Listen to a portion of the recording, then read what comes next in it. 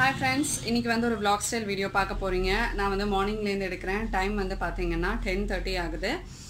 இப்போ நான் என்ன பண்ண போறேன் அப்படினு பாத்தீங்கன்னா இன்னைக்கு வந்து ஃபுல்லா வந்து நிக்கில வந்து சில பவுடர்ஸ்லாம் அனுப்பினாங்க சொன்னேன் இல்லையா, பாத் powder and hair path powder நம்மளோட சப்ஸ்கிரைபர் ஒருத்தங்க அனுப்பினாங்க. ஸோ அதை வச்சு இன்றைக்கி ட்ரை பண்ணி பார்க்கலான்னு இருக்கேன்.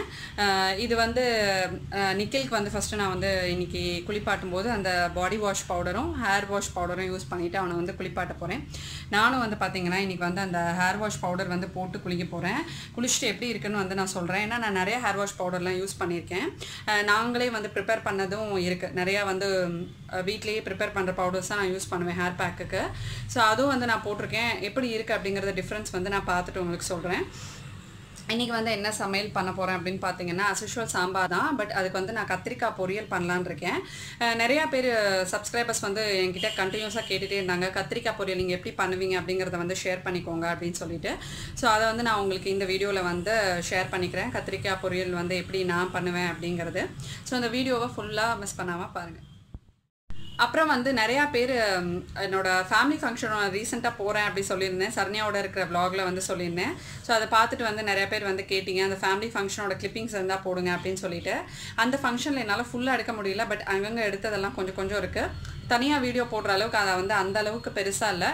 அதனால நான் வந்து அந்த கிளிப்பிங்ஸ்லாம் கொஞ்சம் கொஞ்சம் இதில் இன்க்ளூட் பண்ணுறேன். ஸோ அதுவும் கண்டிப்பாக வந்து உங்களுக்கு இன்ட்ரெஸ்டிங்காக இருக்கும். ரொம்ப போரிங்காக இல்லாமல் கிறிஸ்பியாக அங்கங்கே எடுத்தது மட்டும் காட்டுறேன். என்னோடய ஃபேமிலி மெம்பர்ஸ் சில பேரை வந்து நான் உங்களுக்கு இன்ட்ரடியூஸ் பண்ணி வைக்கிறேன். அந்த பாடி பவுடரும் ஹேர் வாஷ் பவுடரும் இந்த மாதிரி ஒரு பாக்ஸில் வந்து நான் போட்டு வச்சிட்டேன். இதை ஜஸ்ட் ஒரு 3 ஸ்பூன் எடுத்து நான் வந்து நிக்கிலுக்கு தேய்ச்சி குளிப்பாட்ட போகிறேன். இது வந்து பேக் மாதிரி ரெடி பண்ண போகிறேன். இது வந்து நான் எப்படி பண்ணுறதுன்னா, ஜஸ்ட்டு நீங்கள் வந்து எப்பயுமே ஹேர் பேக் ஏதாவது நீங்கள் போட்டுக்கும்போது அதோட இன்னும் கொஞ்சம் சேர்த்து இன்க்ரீடியன்ட்ஸ் வந்து போட்டுக்கலாம். பட் இதில் வந்து என்னென்ன மிக்ஸ் பண்ணியிருக்காங்கன்னு தெரியல எனக்கு. அதனால் இப்போ வந்து நான் இது வந்து ஜஸ்ட்டு ஹேர் வாஷ் பவுடர் மாதிரி யூஸ் பண்ண போகிறேன். இது ஹேர் பேக் மாதிரியும் எப்படி நான் போடுறேங்கிறத நெக்ஸ்ட் டைம் போடும்போது உங்களுக்கு நான் காட்டுறேன். இப்போது கத்திரிக்காய் பொரியல் பண்ணுறதுக்கு ஃபஸ்ட்டு வந்து நான் ஒரு கடாய் எடுத்திருக்கேன். கடாய் வந்து நல்லா சூடாகட்டும். இது வந்து பார்த்திங்கன்னா உங்களுக்கு பொரியல் மாதிரியும் இருக்கும், தொக்கு மாதிரியும் இருக்கும். நீங்கள் வந்து ரைஸோடையும் மிக்ஸ் பண்ணி சாப்பிட்லாம். ஸோ அந்த மாதிரி தான் நான் வந்து ப்ரிப்பேர் பண்ணுவேன். இதுக்கு வந்து பார்த்திங்கன்னா கொஞ்சம் எண்ணெய் ஜாஸ்தியாக போட்டுக்கோங்க. ஒரு 4 டேபிள் ஸ்பூன் கிட்ட நான் வந்து எண்ணெய் சேர்க்குறேன். எண்ணெய் வந்து கொஞ்சம் நிறையா சேர்த்திங்கன்னா உங்களுக்கு தொக்கு வந்து நல்லா டேஸ்டியாக இருக்கும். எப்பயுமே வந்து தக்காளி தொக்கோ இல்லை வெங்காய தொக்கோ பண்ணும்போது நம்ம எண்ணெய் நிறையா சேர்ப்போம் இல்லையா, ஸோ அது மாதிரி தான். இப்போ இந்த எண்ணெய் நல்லா சூடானதுக்கப்புறமா நான் வந்து ஒரு 1/2 டீஸ்பூன் கிட்ட கடுகு போட்டிருக்கேன்.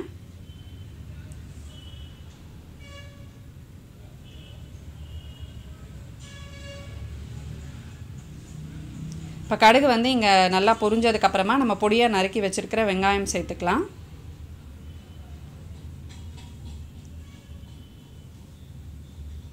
இப்போ இதுக்கு எல்லாமே பார்த்திங்கன்னா வெங்காயம் தக்காளி எல்லாம் கொஞ்சம் நல்லா வதங்கணும். அப்போ தான் உங்களுக்கு நல்லா சுருண்டு வரும். இப்போ வெங்காயம் வந்து கொஞ்சம் வதங்கிடுச்சு. எப்பயும் கத்திரிக்காய் பண்ணும்போது கொஞ்சம் பூண்டு சேர்த்துக்கிட்டிங்க அப்படின்னா நல்ல டேஸ்ட் கொடுக்கும். ஸோ பூண்டு உங்களுக்கு எவ்வளோ தேவையோ அதுக்கேற்ற மாதிரி நீங்கள் வந்து சேர்த்துக்கலாம். 10 பல் 15 பல் கூட சேர்த்துக்கலாம். நான் வந்து கொஞ்சம் பூண்டு இடித்து வச்சுருக்கேன், அதை வந்து சேர்க்க போகிறேன். இப்போ வெங்காயம் லைட்டாக வதங்கினதுக்கப்புறமா கொஞ்சமாக கருவேப்பிலை, இங்கே வந்து ஒரு 6 பல் பெரிய பூண்டு வந்து இந்த மாதிரி லைட்டாக இடிச்சிட்டு அதில் வந்து சேர்த்துக்கோங்க. அதை சேர்த்துட்டு பூண்டோட பச்சை வாசனைலாம் போகிற வரைக்கும் நல்லா வதக்கிக்கணும்.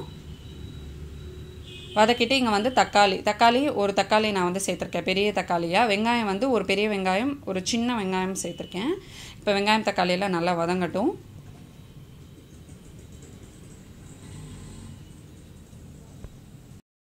இப்போ வெங்காயம் தக்காளியில் ஓரளவுக்கு வதங்கி பூண்டோட பச்சை வாசனையும் போனதுக்கப்புறமா நம்ம இந்த மாதிரி நீல வாக்கில் நறுக்கி வச்சுருக்கிற கத்திரிக்காயை சேர்த்துடலாம்.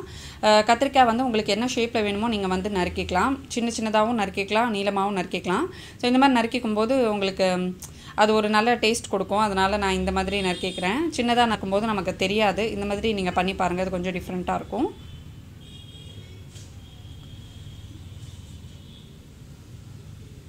இப்போ இதில் வந்து கொஞ்சமாக உப்பு போட்டால் உங்களுக்கு வந்து கத்திரிக்காய் சீக்கிரமாக வதங்கிடும். எப்பயுமே வந்து கத்திரிக்காய் பொரியல் பண்ணும்போது வெங்காயம் தக்காளி பூண்டு இதெல்லாம் சேர்த்துட்டு கத்திரிக்காய் சேர்த்த உடனே கத்திரிக்காய் வந்து நல்லா வதங்கினதுக்கப்புறமா நீங்கள் வந்து ஸ்பைசஸ்லாம் வந்து சேர்த்துக்கோங்க.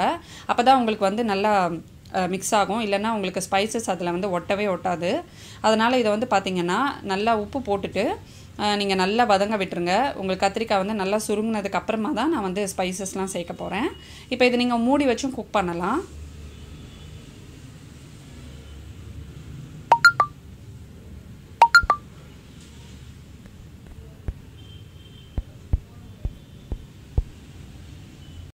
இப்போ நான் அங்கே வந்து மூடி வச்சிடுறேன். இது நல்லா குக் ஆகட்டும்.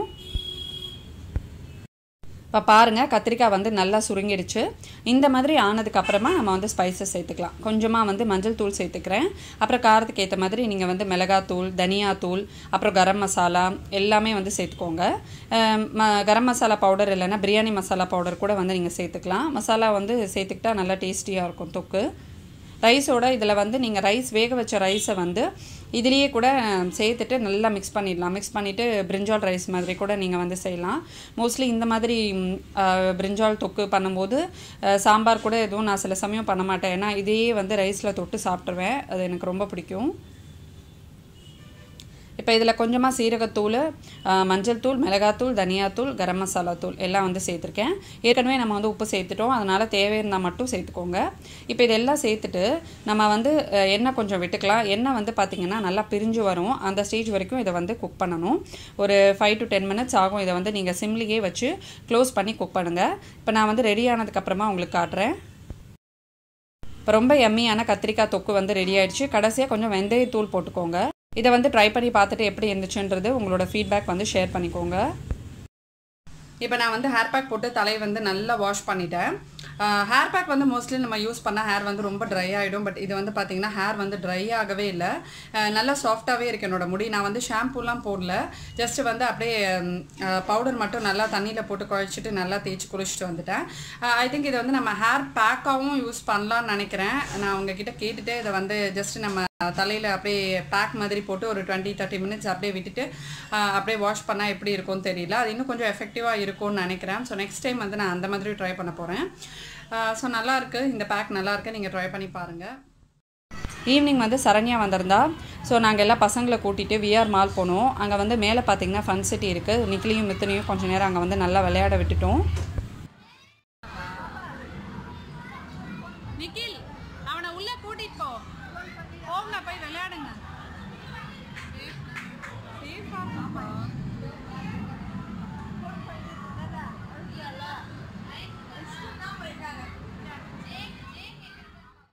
அங்கே வந்து பார்த்திங்கன்னா ஃபுல்லாக உள்ளே வந்து ஒரு கேம் இருக்கும். அது ஒரு 1/2 an hour வந்து நம்ம பசங்களை விட்டுடலாம். ஏதாவது ஷாப்பிங் பண்ணணுன்னா கூட பண்ணலாம். அங்கே வந்து குழந்தைங்கள விட்டுட்டு நாங்கள் வந்து ஹோம் சென்டரில் போயிட்டு கொஞ்சம் ஷாப்பிங் பண்ணோம். அந்த ஹால் நான் ஆல்ரெடி ஷேர் பண்ணியிருந்தேன். நீங்கள் பார்க்கலன்னா அதோட லிங்க் டிஸ்கிரிப்ஷனில் தரேன். அதை வந்து ஃபுல்லாக நான் இப்போ யூஸ் பண்ண ஆரம்பிச்சிட்டேன். அதில் வந்து நான் என்னென்ன ஸ்டோர் பண்ணியிருக்கேன், இது வரைக்கும் நான் ஷாப்பிங் பண்ண திங்ஸ் எல்லாம் எப்படி யூஸ் பண்ணியிருக்கேன் அப்படின்னு நிறையா பேர் வந்து கேட்டுகிட்டே இருக்கீங்க. இன்னும் கொஞ்சம் ஷாப்பிங் திங்ஸ் வர வேண்டியது இருக்குது. அதனால் அது எல்லாமே முடிச்சுட்டு நான் அதில் வந்து எப்படி எல்லாத்தையும் ஸ்டோர் பண்ணுறதை காட்டுறேன். இப்போ நான் உங்களுக்கு சொன்ன மாதிரி நான் ஃபங்க்ஷனுக்கு போன பிக்சர்ஸ் வந்து கொஞ்சம் எடுத்த வீடியோஸ் இதில் வந்து இன்க்ளூட் பண்ணியிருக்கேன். இவங்க வந்து பார்த்திங்கன்னா என்னோட ஹஸ்பண்டோட அண்ணா பெரியப்பா பையன் இருக்காங்க, அவங்களோட ஒய்ஃப் இது, என்னோட அக்கா இது. நாங்கள் எல்லாருமே வந்து பார்த்திங்கன்னா நாத்தனார், அவங்க எல்லாமே வந்து நாத்தனார் நல்லா இருக்க மாட்டாங்க. எல்லாருமே வந்து சிஸ்டர்ஸ் மாதிரி செம்ம ஜாலியாக என்ஜாய் பண்ணுவோம். இந்த ஃபங்க்ஷன் வந்து பார்த்திங்கன்னா என்னோட இன்னொரு நாத்தனாரோட பையனுக்கு வந்து பூனல் உப்பநயனம் ஃபங்க்ஷனுக்காக வந்திருக்கோம். ஸோ இங்கே இருக்கிறது என்னோடய மாமனார், இவங்க வந்து என்னோடய அக்கா, இவங்க வந்து ஒரு நாத்தனார், பயங்கர ட்ரெண்டியான நாத்தனார் அவங்க. ஸோ இந்த சோக்கர் பீஸ் வந்து காட்ட சொன்னாங்க. ஸோ எவ்வளோ அழகாக வந்து அவங்க ரியாக்ஷன் கொடுக்குறாங்க பாருங்கள். சைட் போஸ் எடுங்க அப்படிலாம் சொல்லிட்டு இருக்காங்க.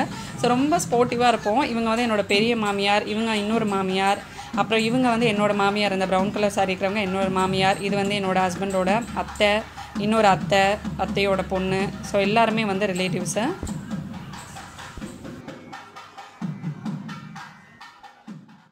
இப்போ இங்கே வந்து பூனல் போட்டுட்ருக்காங்க குழந்தைக்கு. ஸோ இது வந்து என்ன அப்படின்னு பார்த்தீங்கன்னா, தெரியாதவங்களுக்கு சொல்கிறேன். பூனல் அப்படிங்கிறது அந்த பிரம்மச்சாரி அந்த இது மாதிரி பொசிஷன் கொடுக்குற மாதிரி ஃபுல்லாக வந்து இதில் அப்பா தான் எல்லாமே செய்வாங்க. பூனல் அன்றைக்கி பார்த்திங்கன்னா அந்த குழந்தைக்கு வந்து அப்பா தான் குரு. பூனல் போடுறது, பிரம்மோபதேசம் பண்ணுறது எல்லாமே வந்து அப்பா தான்.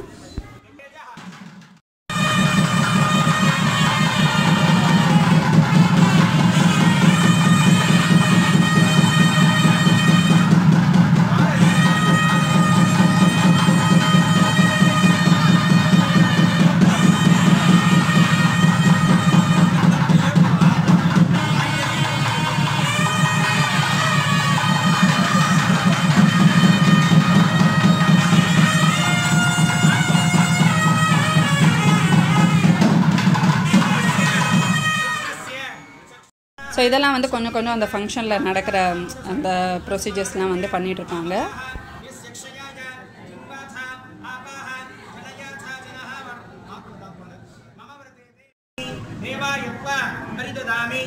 यस्पा ओषाधीभ्यः परिददामि यावा पृथिवीभ्यां महेश्वरः साक्षात् परं ब्रह्म तस्मै श्री गुरवे नमः हे गुरु स्वागतं नमोस्मरन्ताय सहस्रमूर्तये सहस्रपादाक्षी शिरोरुबाहवे सहस्रनाम्ने पुरुषाय शाश्वते. இப்போ வந்து பார்த்தீங்கன்னா பிரம்மோபதேசம் நடந்துட்டுருக்கு.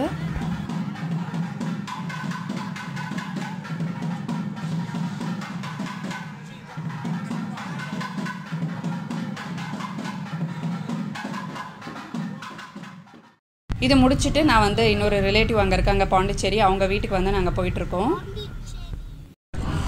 இந்த வந்து ஜுவல்லரியை ஸ்பான்சர் பண்ணது யாருன்னு பார்த்தீங்கன்னா இப்போ நாங்கள் வந்து சொல்ல வேண்டாமா, நாங்கள்லாம் நாத்தனார் மாதிரி இல்லை, நாங்கள்லாம் சிஸ்டர்ஸ், சும்மா லோ க்ளோஸ்.